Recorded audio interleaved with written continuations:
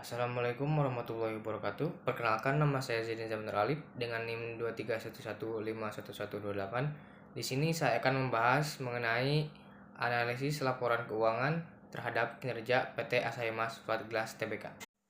Pembahasan yang pertama ada definisi analisis laporan keuangan. Analisis laporan keuangan berarti suatu proses penguraian data atau informasi yang terdapat dalam laporan keuangan menjadi komponen-komponen tersendiri, menelaah setiap komponen dan mempelajari hubungan antar komponen tersebut dengan menggunakan teknik analisis tertentu agar diperoleh pemahaman yang tepat dan gambaran yang komprehensif tentang informasi tersebut. Bahasan selanjutnya yaitu mengenai PT Asahi Mas. Asahi Mas memulai produksi kaca pada April 1973 bermula dari kaca bening yang diproduksi menggunakan proses tradisional yaitu Fairchild. Selanjutnya, lini produksinya dengan cepat berkembang dengan memasukkan produksi baru yang inovatif sepanjang specialty glass, safety glass, kaca reflektif, dan cermin. Pada tahun 1975, perusahaan pertama kali membangun produksi safety glass dan langsung mulai produksi komersial menggunakan proses tempering pada tahun 1976. Pada tahun yang sama, Asahi Mas juga membangun tungku kedua untuk flat glass di Jakarta dan memulai produksi komersialnya pada tahun 1977. Pada tahun 1981, Asahi Mas memperkenalkan teknologi float di tungku ketiga barunya di Jakarta yang merupakan pabrik dengan teknologi flat pertama dari Asahi Mas. Selanjutnya yaitu kegiatan usaha dan produksi serta visi dan misi. Sesuai dengan anggaran dasar perseroan, maksud dan tujuan perseroan adalah mendirikan dan menjalankan industri kaca, ekspor, impor, dan jasa, laboratorium, penguji mutu kaca. Jenis produksi perseroan terbagi menjadi dua kategori. Yang pertama, kaca lembaga termasuk kaca cermin, dan yang kedua, kaca penghambat termasuk kaca otomotif. Serta visi dan misi perusahaan yaitu visi membangun dunia menjadi tempat hidup yang lebih baik, dan misi menjadi produsen yang disegani dan pemasok global untuk kaca dan produksi kaitannya. Pembahasan selanjutnya yaitu jenis-jenis analisis laporan keuangan. Analisis laporan keuangan mencakup tiga hal yaitu analisis vertikal, analisis horizontal, dan analisis rasio. Di dalam analisis rasio terdapat rasio likuiditas, leverage, aktivitas, dan profitabilitas dan pasar perusahaan yang akan diukur. Analisis vertikal dan horizontal. Pertama, analisis vertikal atau statis merupakan analisis yang dilakukan terhadap hanya satu periode laporan keuangan saja dan tidak diketahui perkembangan perusahaan dari periode ke periode.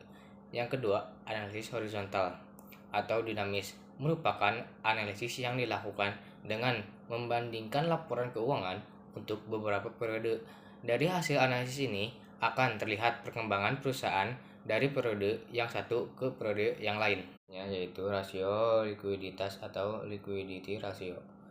Rasio likuiditas merupakan jenis rasio keuangan yang digunakan untuk mengukur kemampuan perusahaan dalam memenuhi kewajiban finansial atau likuiditas perusahaan. Dalam jangka pendek, pada rasio likuiditas terdapat lagi menjadi tiga jenis, yaitu pertama, rasio lancar atau current ratio. Rasio yang mengukur kemampuan perusahaan dalam membayar kewajiban jangka pendek atau utang yang segera jatuh tempo, dan aktiva lancar yang tersedia. Rumus dari rasio lancar ialah aktiva lancar current rasio sama dengan kali 100% hutang lancar. Dan yang kedua, rasio cepat atau quick ratio. Rasio yang menunjukkan kemampuan perusahaan dalam membayar kewajiban atau utang lancar dengan aktiva lancar tanpa menentukan nilai persediaan. Rasio ini menunjukkan kemampuan aktiva lancar yang paling liquid, mampu menutupi utang lancar. Rumus dari rasio cepat ialah aset lancar dikurang persediaan. Quick ratio sama dengan hutang lancar. Dan yang ketiga, rasio kas atau kas rasio. Rasio kas merupakan jenis analisis rasio keuangan yang membandingkan antar kas dan aktiva lancar yang bisa segera menjadi uang kas. dengan hutang lancar. Kas yang dimaksud adalah uang perusahaan yang disimpan di kantor dan di bank dalam bentuk rekening koran. Rumus rasio kas adalah kas dan setara kas. Kas rasio sama dengan hutang lancar. Selanjutnya yaitu hasil penelitian rasio leverage. Rasio leverage adalah jenis rasio keuangan yang digunakan untuk menilai seberapa besar resiko keuangan yang telah diambil perusahaan. Secara umum, rasio leverage berkaitan erat dengan penggunaan utang oleh perusahaan untuk kebutuhan operasional.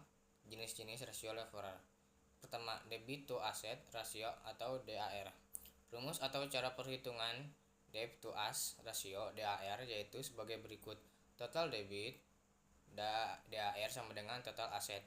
Yang kedua, debt to equity ratio atau DER.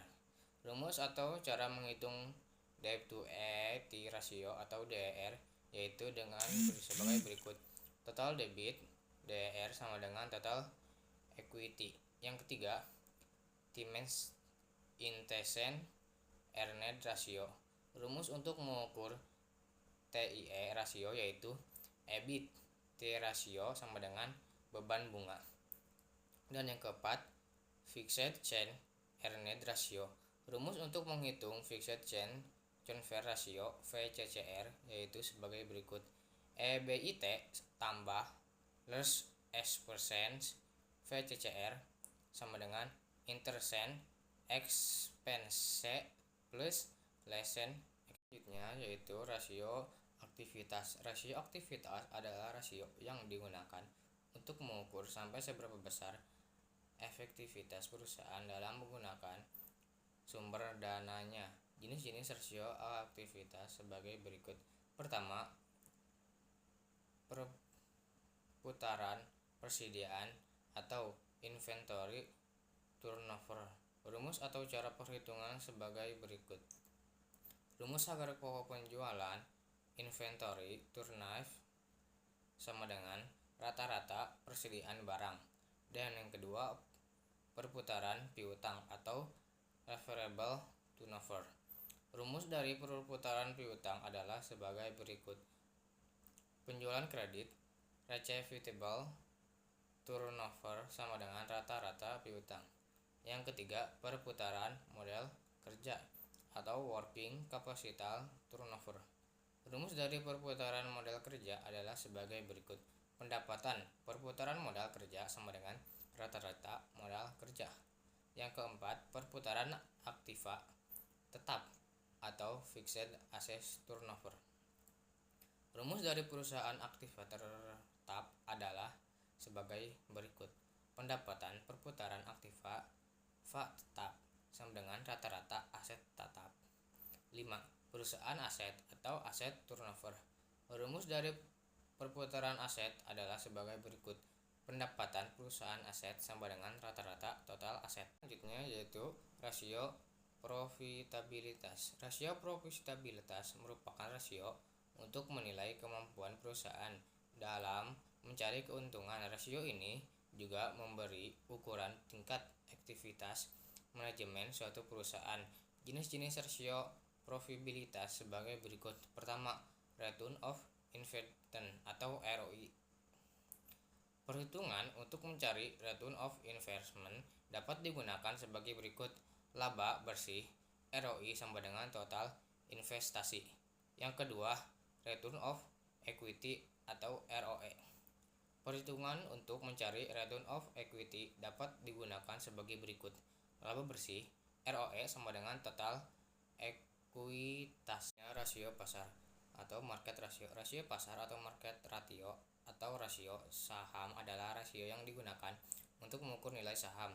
Ada dua macam rasio nilai pasar market yang dapat umum digunakan, yaitu price of earnings ratio atau PER dan market to book value MTB rasio. Pertama, price earning ratio PER adalah rasio keuangan yang menunjukkan seberapa banyak investor bersedia membayar setiap rupiah dari keuntungan perusahaan. Dirumuskan sebagai berikut. Market price common stocks per sama dengan EPS. Earning per share merupakan rasio yang menunjukkan berapa besar keuntungan return yang diperoleh investor atau pemegang saham per saham semakin tinggi nilai EPS, tentu saja membiarkan pemegang saham, karena semakin besar laba yang tersedia untuk pemegang saham. Earning per share EPS secara matematis dirumuskan sebagai berikut. EPS sama dengan atau notation C persen stock dividends. EPS sama dengan weight and where number of common stock share outstanding. Yang kedua, market book value ratio. Market book value atau MBV atau lebih dikenal dengan price to book value atau PBV merupakan suatu nilai yang dapat digunakan untuk membandingkan apakah sebuah saham lebih mahal atau lebih murah dibandingkan dengan saham lainnya. Semakin besar nilai price book value atau PBV menunjukkan bahwa harga pasar dari saham tersebut semakin tinggi pula. Jika harga pasar dari suatu saham semakin tinggi, maka capital gain actuality juga akan semakin tinggi. Nilai buku BV secara matematis dirumuskan sebagai berikut. Total ekuitas BV sama dengan lembar saham beredar. Price book value atau PBV sebagai pengukur kinerja harga pasar saham. Terdapat nilai bukunya dapat dirumuskan sebagai berikut. Harga pasar saham current price PBV sama dengan harga buku saham book value. Berikutnya ada hasil analisis vertikal. Tabel yang pertama pada laporan neraca, laporan posisi keuangan, dan tabel yang kedua pada laporan laba rugi, dan penghasilan komprehensif lain. Selanjutnya ada hasil analisis horizontal. Pada tabel pertama laporan neraca, laporan posisi keuangan, dan selanjutnya tabel kedua laporan laba rugi, dan penghasilan komprehensif lainnya. Ada tabel hasil analisis rasio keuangan. Dari hasil rasio keuangan dapat terlihat kinerja perusahaan PT Asahi Mas Flat Glass Tbk dalam waktu 5 tahun terakhir.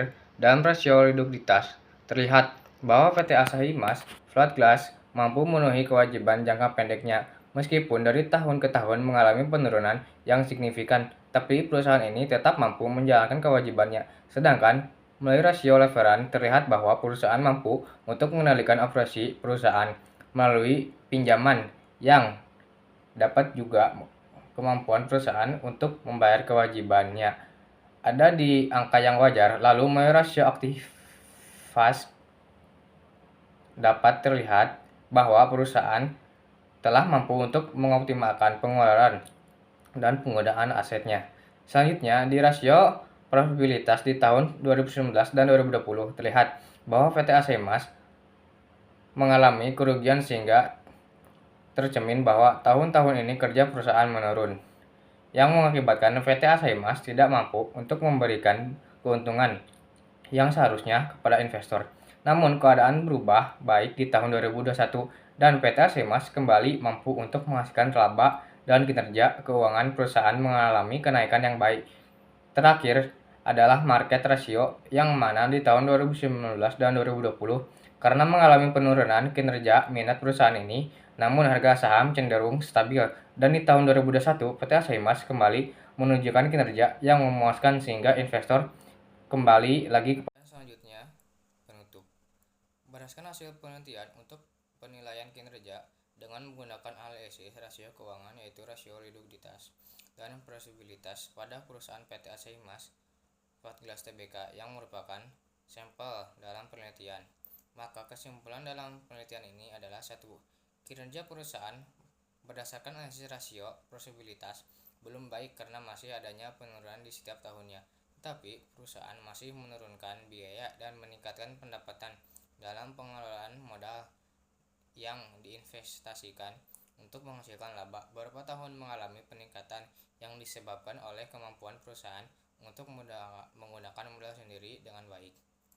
Dan yang kedua, dari ketiga rasio dapat dilihat bahwa perusahaan dapat menjalankan tugasnya secara efektif dan efisien, karena rasio tersebut menunjukkan meningkatnya kinerja perusahaan dalam mengelola sumber dana yang dimiliki oleh perusahaan. Yang selanjutnya, kesimpulan. Analisis laporan keuangan merupakan salah satu proses untuk meneliti setiap komponen yang ada dalam laporan keuangan. Dengan teknis analisis tertentu, maka akan terjadi pemahaman yang tepat dan gambaran yang komprehensif mengenai laporan dalam laporan keuangan. Analisis ini memiliki tujuan agar penggunanya dapat lebih memahami posisi keuangan yang terjadi dalam suatu perusahaan pada masa periode tertentu, yang mana dapat mengidentifikasi kelemahan-kelemahan apa saja yang terdapat dalam perusahaan tersebut. PT Asahima Swatgas Tbk sempat mengalami kerugian selama 2 periode berturut-turut. Mereka tetap dapat bertahan dan terus berkembang untuk mempertahankan ini bisnis. Berikutnya ada saran.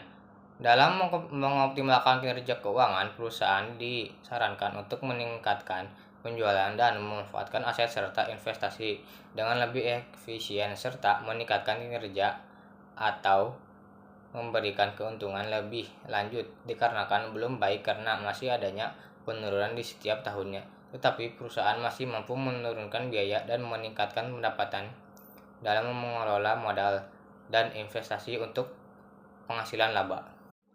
Baik, cukup sekian pembahasan dari saya. Mohon maaf bila ada kata yang kurang enak didengar yang disengaja ataupun tidak disengaja. Wassalamualaikum warahmatullahi wabarakatuh.